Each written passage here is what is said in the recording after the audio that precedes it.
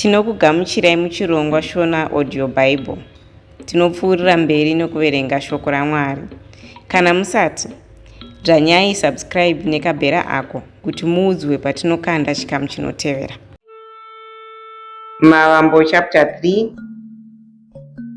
kana kuti Genesis chapter 3 musoro unoti kuwa kwomunhu, the fall of mankind.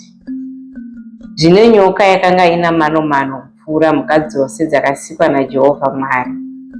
Yakati kumukadzi, chaizvo Mwari akati hamufaniri kudya muti upi zvawo uri mubindu here? Mukadzi akapindura nyoka, tingadya hedu michero inobva mumiti iri mubindu, asi Mwari akati hamufaniri kudya muchero unobva pamuti uri pakati pebindu, uye musaubata kuti murege kufa. Nyoka yakati kumukadzi, hamungafi zviro kwazvo, nokuti Mwari anoziva kuti mukaudya meso enyu anosvinudza, uye muchaita saMwari mugoziva zvakanaka nezvakaipa. Mukadzi akati aona kuti muchero womuti wakanga wakanaka kudya, uye kuti waifadza meso, uye kuti waidikanwa kuti munhu ave neuchenjeri, akatora mumwe akadya. Akapawo mumwe kumurume wake uyo akanga anaye, naiye akaudya. Ipapo meso avo vose vari vaviri akasvinudzwa, uye vakaziva kuti vakanga vasina kusimira. Saka vakasonanidza mashizha omuonde pamwe chete ndokuzvigadzirira nguo. Ipapo murume nemukadzi wake vakanzwa inzwi raJehovha Mwari paakanga achifamba mubindu kotonhorera. Vakavanda pamberi paJehovha Mwari pakati pemiti yomubindu. Asi Jehovha Mwari akadana murume akati, uripiko? Akapindura akati, ndanzwa inzwi renyu mubindu, uye ndatya nokuti ndanga ndisina kusimira, saka ndavanda. Uye iye akati, ndiani akuudza kuti hauna kusimira? Wadya kanhi muti wandakakurayira kuti urege kudya? Murume akati, mukadzi wamakandipa kuno kuti ave neni ndiye andipa mumwe muchero womuti, uye ini ndikadya. Ipapo Jehovha Mwari akati kumukadzi, chiiko ichi chawaita? Mukadzi akati, Nyoka yandinyengera ndikadya. Saka Jehovha Mwari akati kunyoka, nokuti waita ichi, watukwa kupfuura zvipfuwo zvose, kupfuura mhuka dzose dzesango. Uchafamba nedumbu rako, uye uchadya guruva mazuva ose oupenyu hwako.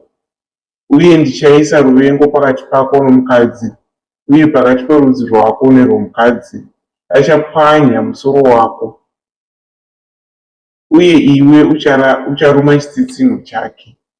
Kumukadzi akati, ndichawedzera kwazvo kurwadziwa kwako mukubereka vana. Uchabereka vana mukurwadziwa. Kuda kwako kuchava kwomurume wako, uye achava nesimba pamusoro pako.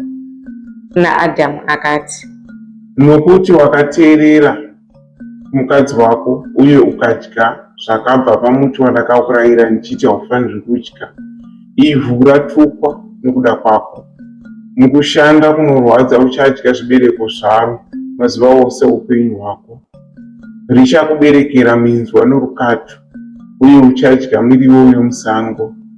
Neziya rechiso chako uchadya zvokudya zvako kusvikira wadzokera muguruva, sezvo wakatorwa kwariri, nokuti uri guruva, guruva uchadzokera.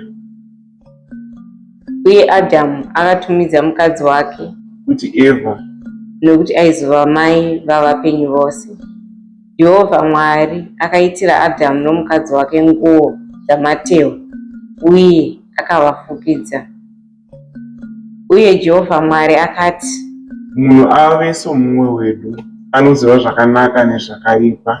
Haafaniri kutenderwa kutambanudza ruoko rwake kuti atorewo zvinobva pamuti woupenyu, uye kuti azvidye, akazorarama nokusingaperi. Saka Jehovha Mwari akamudzinga mubindu reEdheni kuti arime ivhu raakatorwa pariri. Mushure mekunge adzinga munhu, akaisa makerabhi kurutivi rwokumabvazuva kwebindu reEdheni. nomunondo unopfuta uye uchivheyeswa mberi neshure kuti urinde nzira inoenda kumuti weupenyu. Ndopaperera Mavambo chapter 3. Mavambo chapter 4. Musoro unoti Kaini naAbheri. Adhamu akarara nomukadzi wake Evha, uye vakava nemimba akabereka Kaini. Akati, norubatsiro rwaJehovha ndabereka murume. Mushure akabereka munun'una wake Abheri. Zvino Abheri aiva mufudzi wamakwai uye Kaini aive murimi wevhu. Mukufamba kwenguva Kaini akauya nezvimwe zvezvibereko zvevhu sechipiriso kuna Jehovha, asi Abheri akauya nomugove wamafuta aibva mumhongora dzamakwai. Jehovha akagamuchira Abheri nechipiriso chake, asi Kaini nechipiriso chake haana kugamuchira. Saka Kaini akatsamwa zvikuru uye chiso chake chakaonyana. Ipapo Jehovha akati kuna Kaini, Wakatsamweiko? Seiko chiso chako chaonyana? Kana ukaita zvakanaka haungagamuchirwi here? Asi kana usingaiti zvakanaka, chivi chakakuvandira pamukova wako chinoda kukubata, asi iwe unofanira kuchikunda. Zvino Kaini akati kumunun'una wake, Ngatibubuda tiende kumunda. uye vakati vari mumunda, Kaini akarwisa munun'una wake Abheri akamuuraya. Ipapo Jehovha akati kuna Kaini, Aripiko munun'una wako Abheri? Iye akati, Handizivi, ko ndini muchengeti wemunun'una wangu here. Jehovha akati, Waiteiko? Inzwa, ropa romunun'una wako riri kudanidzira kwandiri richibva muvhu.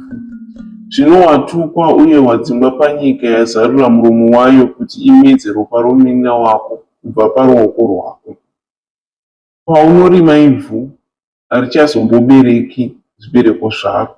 Uchava mudzungairi asingatongozorori panyika. Kaini akati kuna Jehovha, Kurangwa kwangu kunopfuura zvandinokwanisa kutakura. Nhasi muri kundidzinga kubva panyika, uye ndichavanzwa pamberi penyu. Ndichava mudzungairi asina zororo panyika, uye ani naani achandiwana achandiuraya. asi Jehovha akati kwaari, Kwete, hazvingadaro. Kana munhu upi zvake akauraya Kaini, achatsiviwa nomu. Ipapo Jehovha akaisa rupawo pana Kaini kuitira kuti kurege kuva nomunhu anenge amuwana angazomuuraya. Saka Kaini akabva pamberi paJehovha akandogara munyika yeNodhi kumabvazuva kweEdheni. Kaini akarara nomukadzi wake, akava nemimba, akamuberekera Enoki. Ipapo Kaini akanga achivaka guta, uye akatumidza zita romwanakomana wake Enoki. Enoki akaberekerwa Iradhi, uye Iradhi akanga ari baba vaMeujaeri, uye Meujaeri akanga ari baba vaMetushaeri, uye Metushaeri akanga ari baba vaRameki. Rameki akawana vakadzi vaviri, mumwe ainzi Adha, umwe achinzi Zira. Adha akabereka Jabhari, ndiye akanga ari baba vavaya vanogara mumatende vachichengeta zvipfuwo. Zita romunun'una wake rainzi Jubhari, akanga ari baba vavose vanoridza rudimbwa nenyere. Zira akanga ane mwanakomana Tubhairikani, aigadzira nhumbi dzemhando dzose nendarira dzesimbi. Hazvanzi yaTubhairikani yainzi Naama. Rameki akati kuvakadzi vake Adha naZira, nditeererei imi Vakadzi vaRameki, inzwai mashoko angu. Ndauraya munhu nokuti andikuvadza, nejaya nokuti randipwanya. Kana Kaini achitsiviwa kanomwe, naizvozvo Rameki kana 40 manomwe.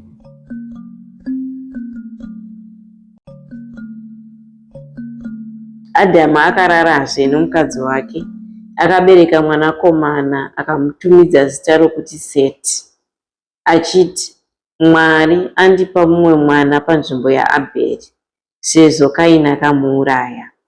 Setiwo akava nemwanakomana akamutumidza zita rokuti Inoshi.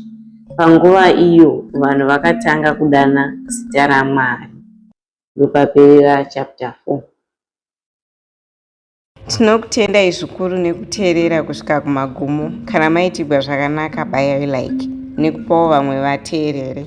Teererai zvimwe zvikamu mumaplaylist ari pachannel ino.